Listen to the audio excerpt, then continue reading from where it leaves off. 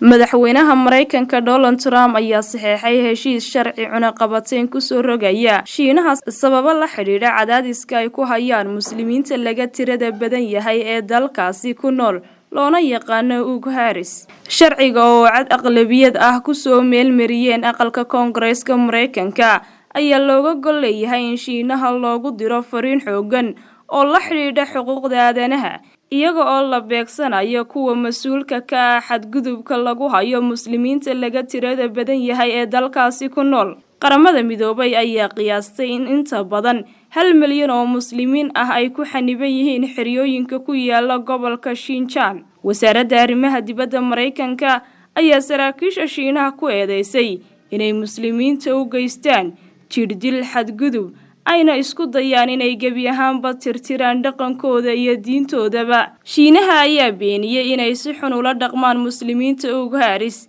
waxaana ay sheegeen inay xeriyooyinka ay yihiin xarumo lagu bixiyo tababaro looga dan leeyahay in lagula dagaalamo xagjirnimada. Shiinaha ayaa ku hanjabay inuu ka argoosan doono cunaqabateynta cusub ee Mareykanku ku soo rogay, waxaana uu Shiinuhu Mareykanka ugu baaqay inay saxaan qaladkooda ay galeen. Shiinaha ayaa sidoo kale ku hanjabay inuu qaadi doono tallaabooyin argudasho cawaaqibka ka dhashana ay xambaari doonaan Mareykanku. Warda Amiin Xasan, codka Bariga Afrika.